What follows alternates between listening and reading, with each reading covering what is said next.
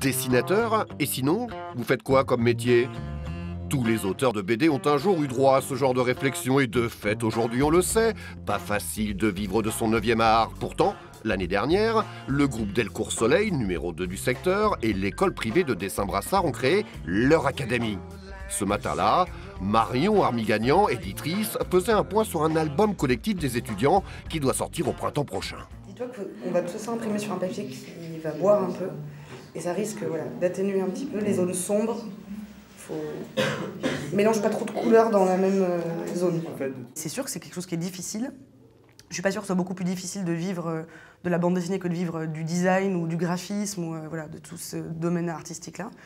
Mais c'est pour ça qu'on ouvre vraiment le discours, c'est de dire vous allez pouvoir normalement être auteur de bande dessinée à l'issue de cette formation, mais l'idée c'est que ça puisse ouvrir à d'autres choses après.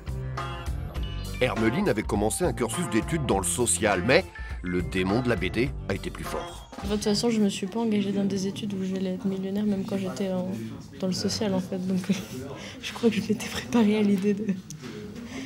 Enfin, après jouer. Mais l'idée quand même, ce serait vraiment d'en vivre. Ouais, ce serait cool quoi. Croquis d'après nature, histoire des arts, mais aussi technique de narration ou de storyboard. Pendant 3 ans, à raison quand même de 6 500 € de frais de scolarité par an, ils vont apprendre le métier, ou plutôt les métiers. Évidemment, le fantasme général, c'est l'auteur de bande dessinée, l'auteur. Mais faut pas rêver, le nouveau Franquin, le RG du 21e siècle, il n'est pas encore né. Aujourd'hui, mieux vaut être polyvalent. Ça peut passer effectivement par le storyboard de dessins animés, de jeux vidéo, la création de personnages, du décor, de la scénarisation dans différents secteurs, bien sûr les secteurs de l'audiovisuel, mais aussi de l'événementiel. Il y a plein de débouchés possibles pour la personne qui maîtrise les outils de l'auteur de bande dessinée. Je sais que moi j'ai des lacunes au niveau narratif, donc ça serait plus illustrateur, on va dire, qu'illustration, enfin dessinateur du coup. Ouais, de plus travailler que avec un scénariste, scénariste. voilà. Travailler avec un scénariste, clairement. Voilà, pour l'instant je me contente de ça, ce sera déjà pas mal.